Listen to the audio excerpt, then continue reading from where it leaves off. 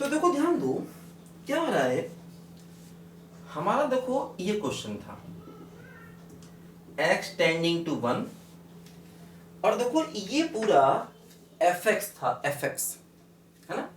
तो x tending to 1 और क्या हो गया बोलो fx है ना।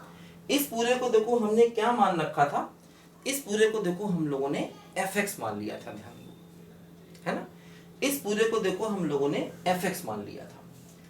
अब देखो क्या हुआ, हमें ये क्वेश्चन करना है और देखो जो हमारा fx है वो क्या है, देखो fx, देखो fx की वैल्यू 1 है अगर x स्क्वायर 0 और 1 के बीच में है।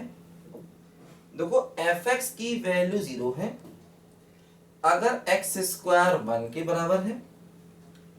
fx की वैल्यू -1 है अगर x स्क्वायर 1 से बड़ा है, ध्यान दो है ना।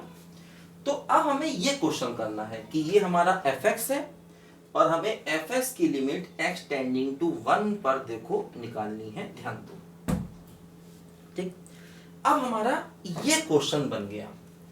अब देखो जरा यहां पर ध्यान दो क्या हो रहा है, मतलब ये जो हमारा क्वेश्चन था, देखो ये वाला क्वेश्चन, ये देखो इस फॉर्म में जाकर के चेंज हो गया।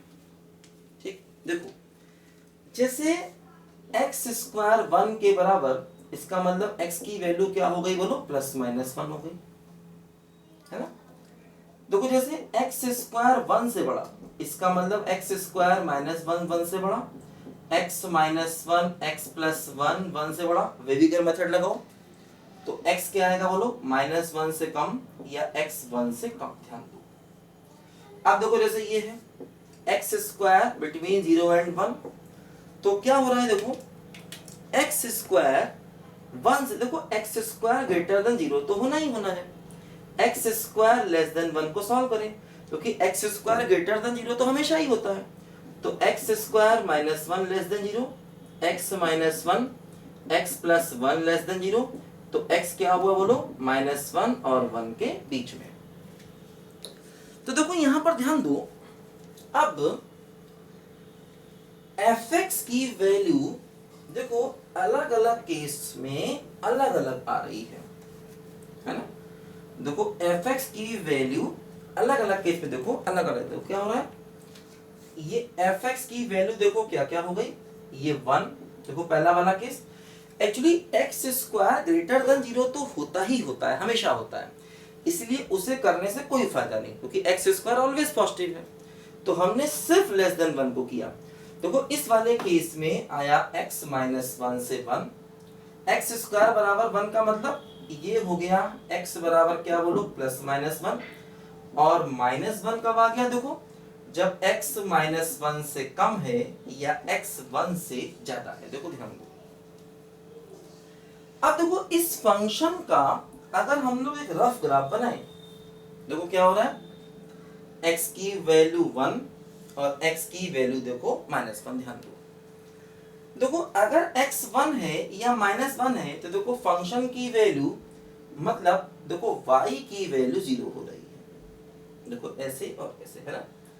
x 1 है तब भी y 0, x -1 है तब भी y 0। अब देखो x अगर -1 और 1 के बीच में है तो y क्या है बोलो, -1, ध्यान दो ऐसे और ऐसे, देखो ये -1।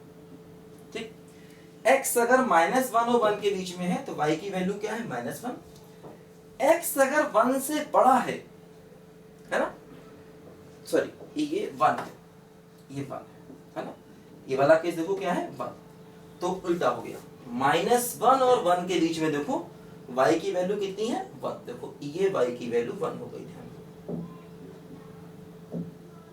ठीक, -1 और 1 के बीच में देखो y की वैल्यू क्या हो गई, 1, 1 पर y 0 है, -1 पर y 0 है। अब देखो x ग्रेटर देन 1 पर y कितना है बोलो, -1 है।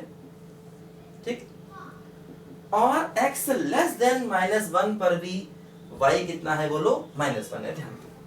ठीक, तो x1 और -1 पर y 0 है, x -1 और 1 के बीच में है तो y कितना है बोलो, 1, x 1 से बड़ा है तब भी y minus one, x minus one से छोटा है तब भी y क्या हो गया बोलो माइनस वन। ठीक है, x 1 के आगे है तब भी y minus one, x minus one के पीछे तब भी y minus one, x minus one और 1 के बीच में है तो y क्या है बोलो 1। अब देखो ये हमारे फंक्शन का ग्राफ आया, अब हमें 1 पर लिमिट को निकालना है। देखो क्या हो रहा है, 1 पर right hand limit minus one है और लेफ्ट हैंड लिमिट 1 है। ध्यान दो, देखो दिख रहा है ना क्लियरली, थ्योरेटिकली भी निकाल सकते हैं। देखो 1 पर लेफ्ट हैंड लिमिट 1 है और राइट हैंड लिमिट क्या है देखो माइनस वन। ग्रेटर देन 1 पर y की वैल्यू माइनस वन, मतलब राइट हैंड लिमिट हो गई माइनस वन, और लेस देन 1 पर y की वैल्यू क्या है 1, मतलब लेफ्ट हैंड लिमिट क्या हो गई 1। तो वही हो रहा है। देखो 1 पर ध्यान दो, 1 पर क्या हो रहा है, 1 पर अगर राइट हैंड लिमिट देखें तो ये रहा y माइनस वन, और अगर 1 पर लेफ्ट हैंड लिमिट देखें तो ये रहा y1। इसका मतलब 1 पर फंक्शन की लिमिट एग्जिस्ट नहीं कर रही, डज नॉट एग्जिस्ट। ध्यान दीजिए, ठीक, क्योंकि देखो 1 के राइट में देखेंगे तो y की वैल्यू माइनस वन है, 1 के लेफ्ट में देखेंगे तो y की वैल्यू 1 है, तो left hand limit 1, right hand limit minus one. इसी प्रकार माइनस वन पर भी देखो लिमिट एग्जिस्ट नहीं कर रही, माइनस वन पर भी राइट हैंड लिमिट 1 होगी और लेफ्ट हैंड लिमिट क्या होगी बोलो माइनस वन, है ना। जबकि देखो 0 पर लिमिट एग्जिस्ट कर रही है, 0 के आसपास फंक्शन क्या है बोलो कांस्टेंट, मतलब यही लिमिट अगर हमें x टेंडिंग टू 0 पर निकालनी होती तो इसका आंसर 1 आ जाता। क्योंकि देखो 0 पर राइट वाला ग्राफ भी 1 पर है, 0 पर लेफ्ट वाला ग्राफ भी 1 पर है, मतलब 0 पर ये फंक्शन कैसा हो गया बोलो कंटिन्यूअस। जैसे ये भी पूछ सकते थे fx के बारे में कि fx देखो क्या हो रहा है, fx 1 पर डिसकंटिन्यूअस है, माइनस 1 पर भी डिसकंटिन्यूअस है, जबकि fx की वैल्यू 0 पर fs कैसा है बोलो कंटिन्यूअस, और 0 पर इसकी लिमिट भी एग्जिस्ट कर रही है। देखो 0 पर राइट लिमिट भी 1 और लेफ्ट लिमिट 1, 1 पर लेफ्ट लिमिट देखो 1 है और 1 पर देखो 1 के राइट वाला ग्राफ ये रहा माइनस वन, और 1 के लेफ्ट वाला ग्राफ देखो ये रहा 1।